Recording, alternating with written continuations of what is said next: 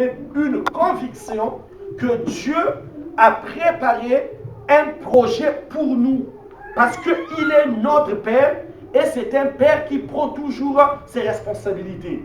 Donc, s'il y a quelqu'un dans cette salle qui vit le mépris, le rejet, le manque d'amour, la maladie, les souffrances, les situations difficiles, cette personne doit avoir la conviction, au-delà de toutes ces difficultés, il y a le projet de Dieu qui est au-dessus de tous les projets qui l'attendent. Amen.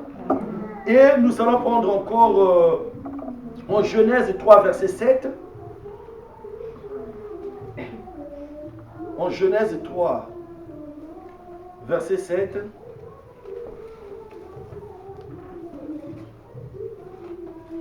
Genèse 3, 7 jusqu'au verset 11. Les yeux de l'un et de l'autre s'ouvrirent. Ils connurent qu'ils étaient nus, et ayant cousu des feuilles de figuier, ils s'en firent des ceintures. Alors ils entendirent la voix de l'Éternel Dieu, qui parcourait le jardin vers le soir. Et l'homme et sa femme se cachèrent loin de la face de l'Éternel Dieu, au milieu des arbres du jardin. Mais l'Éternel Dieu appela l'homme et lui dit: Es-tu? Il répondit: J'ai entendu ta voix dans le jardin, et j'ai eu peur parce que je suis nu, et je me suis caché. Et l'Éternel Dieu dit: Qui t'a appris que tu es nu? Est-ce que tu as mangé de l'arbre dont je t'avais défendu de manger? Amen. Ici, par rapport à ce point, qu'est-ce qu'on peut dire? Qu'est-ce qu'on peut dire par rapport à ce point? Parce qu'on voit ici, nous étudions l'amour de Dieu pour l'humanité, pour les hommes. Qu'est-ce qu'on peut dire? Ici, c'est un Dieu qui se soucie de ses enfants. Donc vous allez marquer, dans l'amour de Dieu, c'est un Dieu qui se soucie de ses enfants. Le premier couple tombe, le premier couple pêche, mais Dieu, du haut de son trône, il voit la détresse de ce couple. Il descend pour voir réellement ce qui se passe. Donc, on peut retenir bien dans la foi, même dans les difficultés, dans les moments difficiles, dans le danger, ou quand on se sent exposé, le Seigneur descend, le Seigneur se soucie de nous, il descend, il vient vers nous pour nous rassurer. Donc, ce qu'on peut retenir, le Seigneur ne nous laisse jamais, seuls dans les moments difficiles. Le Seigneur ne nous laisse jamais seuls dans le danger. Il est toujours avec nous parce qu'il a vu le couple dans le danger. Dieu descend. Donc dans notre marche, dans notre vie de prière, dans notre marche avec le Seigneur, bien-aimé, quel que soit ce que nous traversons, on doit avoir la conviction qu'on n'est pas seul, que Dieu est toujours avec nous. Parce que la Bible dit, il est celui qui garde Israël, qui ne sommeille jamais et qui ne dort jamais. Donc, quel que soit, personne ne doit se dire, la situation dans laquelle je me trouve, je suis seul, Dieu ne me voit pas. Même dans le danger, souvenez-vous bien, mais dans la foi, le Seigneur est parti vers ses disciples qui perdaient espoir par rapport au vent marin qui agitait la barque de gauche à droite. Le Seigneur est parti vers ses disciples. Donc, quand on est chrétien, ça, ce sont des bases qu'on ne doit pas oublier. Quelle que soit la situation dans laquelle je me trouve, même dans le danger, le Seigneur me voit. Amen. Le Seigneur me voit. Et comme il me voit, le Seigneur viendra me secourir. Et quand je prends même une mauvaise direction, le Seigneur me voit, il viendra pour me secourir. Donc je peux dire aussi, parmi nous, il y a des gens qui sont dans les combats, parce que ici c'est le diable qui est en train d'agiter. Parmi nous, s'il y a des gens qui sont dans les combats, qui se sont persécutés, qui n'ont pas la paix chez eux, qui sont dans les maisons où il n'y a pas la paix, vous devez avoir la conviction que Dieu nous voit et Dieu descend. Amen. Donc ça, ce sont les bases de la vie chrétienne. C'est ça l'amour de Dieu dans nos vies.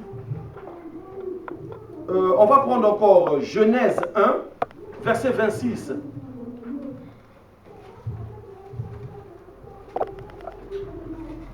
Genèse 1, verset 26. Ça, par contre, ça c'est fort.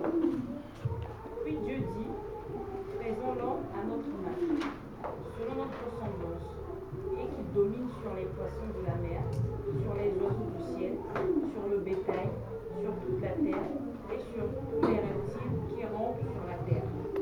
Amen. Donc, Dieu dit, faisons l'être humain à notre image et à notre ressemblance. Qu'est-ce qu'on peut dire par là? Peut-être il y a une personne qui... Dieu dit, faisons l'être humain à notre image, à notre ressemblance, en parlant de l'amour de Dieu. Donc, frères et sœurs, ça c'est un point qui montre vraiment que l'amour, Dieu a un amour fort pour ses enfants. Il y a des animaux dans ce monde. Il a créé des animaux, il a créé les arbres, il a créé tout ce que nous voyons, bien aimé dans la foi, mais il a donné sa forme. Il n'a pas donné sa forme. L'animal n'a pas la forme de Dieu. Les arbres n'ont pas la forme de Dieu. Mais il a donné sa forme à l'être humain. Donc, on peut comprendre bien aimé dans la foi, Dieu considère beaucoup l'être humain. L'être humain a de la considération envers Dieu. Parce que Dieu donne sa forme à l'être humain. Mais j'aimerais bien éclaircir, bien aimé, sur la forme. Est-ce que vous écrivez, vous prenez note? Sur la forme, vous allez me mettre, notez bien. Sur la forme, il y a souvent une nuance. Les gens se disent, mais Dieu, est-ce que Dieu a ma forme? Quand on dit Dieu donne sa forme à l'être humain, ce n'est pas cette forme-là. Ce n'est pas cette forme-là. Un jour, il ne faut pas dire aux gens, Dieu est comme moi, Dieu a ma forme. Non, ça c'est pas juste. Parce que Dieu prend toutes les formes qu'il veut. Quand on dit Dieu donne sa forme à l'être humain, c'est son esprit qu'il a mis en nous. À la création, l'être humain, on ressemblait à une motte de terre. Et Dieu a soufflé en nous le souffle de vie. Et c'est ce souffle de vie qu'on appelle, bien aimé, la forme. Dieu nous a donné la forme. Il nous a donné son esprit. Parce que tu ne peux pas. Parce que si on dit que Dieu nous a donné la forme, on dirait que la femme n'a pas la forme de Dieu. Parce que la femme a été tirée par quoi? Côte de l'homme. La côte de l'homme. Mais l'homme a été façonné par Dieu et Dieu a mis son souffle en nous. Et c'est ce qui nous permet de dire que nous avons la forme de Dieu. Donc, frères et sœurs, on peut comprendre ensemble qu'on a une importance extraordinaire devant Dieu. Dieu n'a pas donné sa forme aux animaux, il n'a pas donné sa forme, à d'autres créatures, mais il a donné que sa forme à l'être humain. Et on doit bénir le Seigneur pour ça. Et nous reconnaissons, bien aimé, l'amour de Dieu pour nous. Et en Genèse 1, verset 26 au verset 28. Genèse chapitre 1, verset 26 et Genèse 1, verset 28. Vous irez lire à la maison. Genèse chapitre 1, verset 26 et Genèse 1, verset 28.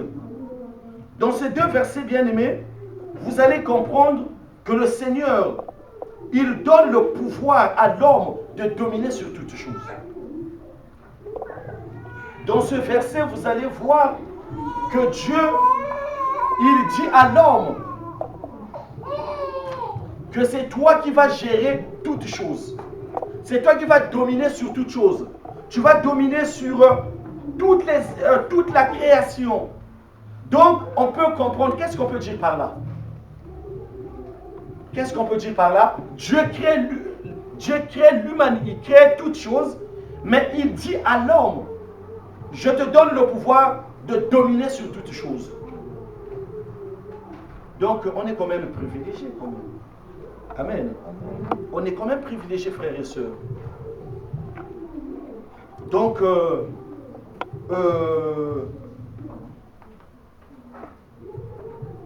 L'amour de Dieu, Dieu nous donne, bien aimé, le pouvoir de dominer sur toutes choses. Dieu a élevé l'être humain sur toutes choses.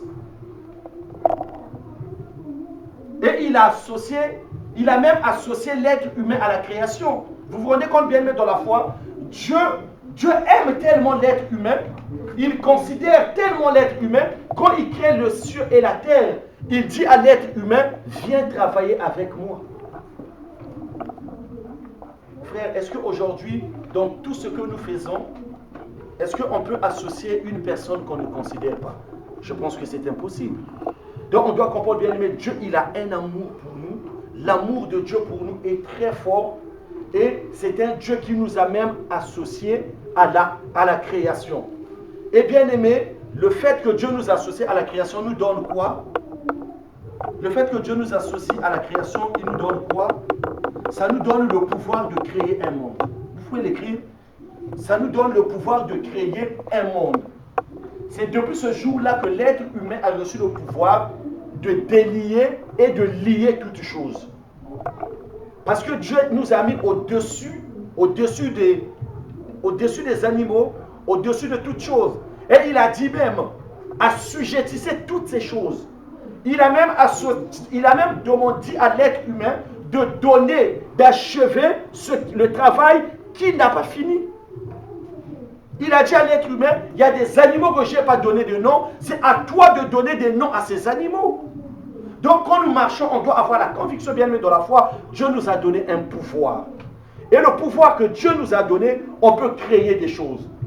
On peut dire à une personne qui est malade, nous créons la guérison. On peut créer un monde, notre monde. On peut créer un décor de miracles autour de nous. On peut déclarer aussi des choses. On peut faire des prières prophétiques. On peut dire ce qu'on veut recevoir. Parce que Dieu nous a donné ce pouvoir et il nous a associés à la création. Est-ce que c'est clair pour tout le monde? Donc c'est ce qui montre... Maman Irène, c'est bon maman? Ou je vais trop vite? Donc, si je peux me permettre, Oui. comme vous dites, créer un autre monde, bon, je vais donner des exemples. Oui. En fait, on peut donner un sens qu'on veut à notre vie. On peut déclarer des choses dans nos vies. On peut orienter notre vie. Voilà. On peut orienter notre vie. C'est ce que nous appelons les prières prophétiques. Parce que Dieu nous a donné le pouvoir de le faire. Il nous a associés à la création. Et il a dit à l'homme, c'est à toi de dominer, c'est à toi d'achever ce travail. Donc, quand nous avons Dieu dans nos vies, on peut dire, Seigneur, des choses qui se passent dans ma vie, Seigneur, je ne veux plus vivre ces choses. Mais voilà, Seigneur, ce que je veux vivre.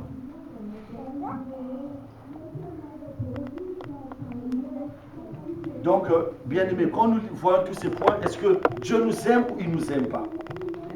Donc, quand vous marchez dans la vie de prière, le chrétien doit connaître ces choses. Quand le chrétien connaît toutes ces choses, quel que soit ce qui lui arrive, bien aimé de la foi, le chrétien ne peut pas abandonner. Et le chrétien ne peut pas pleurer devant certaines situations. On va prendre encore Genèse 2, verset 19 au verset 20.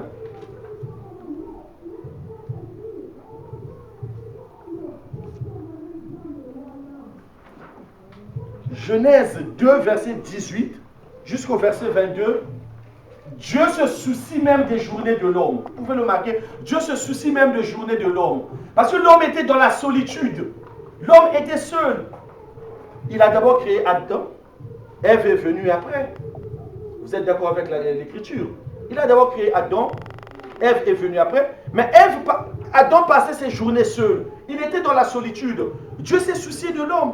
Il dit, cet homme que j'ai créé, il ne doit pas être seul. Mais je dois lui donner une aide semblable. Je dois lui donner une aide semblable. Donc, du coup, bien aimé, là, on peut dire, frères et sœurs, l'idée du mariage vient de Dieu. L'idée du mariage vient de Dieu. Donc, un chrétien qui connaît l'amour de Dieu, bien aimé dans la foi, il ne peut jamais sortir de sa bouche. Mais finalement, moi, je suis venu dans ce monde pour être célibataire. Pourquoi? Un chrétien qui connaît l'amour de Dieu ne peut jamais sortir cette parole. Et un chrétien qui connaît l'amour de Dieu ne peut pas se soucier du mariage. Est-ce que je me marierai un jour? Un chrétien qui a l'amour, qui connaît l'amour de Dieu, il doit se dire que le temps viendra, je me marierai. Amen. Parce que la première, parce que c'est Dieu qui se soucie de l'homme en premier. L'homme dans la solitude, qui est dans la solitude? Parmi nous, frère Roland, tu es dans la solitude? Frère Bourgès, si tu es dans la solitude, Dieu s'est soucié de toi dans la solitude. Et il ne te laisse pas seul. Donc on doit avoir la conviction qu'un jour, on va rencontrer notre aide semblable. Quelles que soient les situations que nous vivons, quand nous connaissons l'amour de Dieu pour nous, on doit avoir la conviction, un jour je ne serai plus seul, je rencontrerai une aide semblable. Parce que Dieu s'est soucié de Adam, qui est notre aîné, notre père aussi, notre aîné. Et donc Dieu s'est soucié de moi aussi.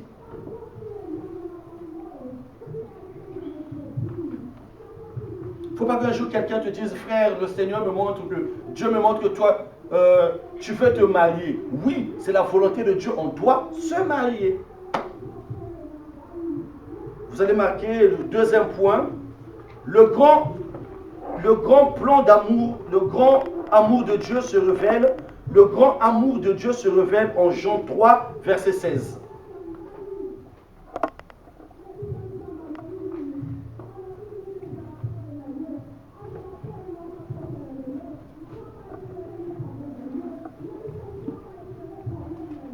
Mais quel est le but de la création? Pourquoi Dieu a créé l'être humain? Est-ce que quelqu'un peut me dire? Pourquoi Dieu a créé l'être humain? Pourquoi, frère Patrick, pourquoi Dieu t'a créé? La sœur Nathalie, pourquoi Dieu t'a créé? Pour le faire évoluer. Pour le faire évoluer? Pour faire évoluer Dieu? Non, pour faire évoluer l'être humain. Non, pour adorer le Seigneur. Pour le servir. Amen. Amen. Ah, sois béni. Amen. Voilà. Dieu a créé l'être humain. La sœur Elena, l'unique plan de la création, c'est Dieu t'a créé pour le servir. Dieu nous a créés pour le servir, pour l'adorer et le louer. Non, il dévoile le plan le plan, j'ai dit quoi? Son grand amour, il le dévoile en Jean 3, verset 16. Et le but de la création, si le frère Serge a été créé, si on a été créé, Dieu ne nous a pas créé pour chasser les démons. Dieu ne nous a pas créé pour guérir les malades. Mais Dieu nous a créés pour le servir, pour l'adorer. Oui, ma soeur. Vous parlez du chrétien là, vous ne parlez pas du général. Non, en général. En général. L'être humain. L'être humain, en général, même les païens, Dieu les a Les créés. païens ne le savent pas, enfin, je veux dire, nous on le sait, mais... Ouais, mais avant tu ne le savais pas, ma soeur. Non. Moi, avant, je ne le savais pas non plus. Mais je l'ai su quand Christ est venu me chercher dans les ténèbres où j'étais.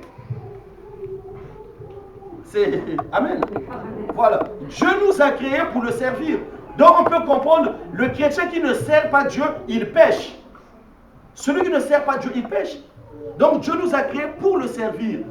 Dans l'adoration, dans la louange.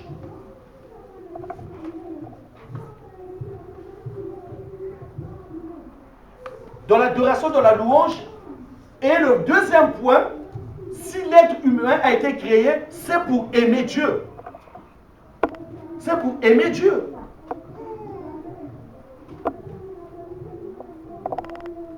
Pour aimer Dieu et pour avoir une relation d'intimité avec Dieu.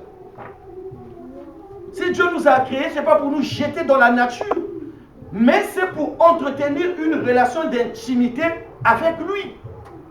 Genèse 3, 9, 10. Genèse 3, 9, 10.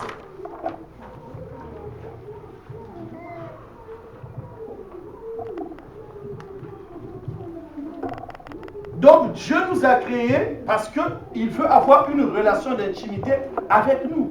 Genèse 3, 9, 10.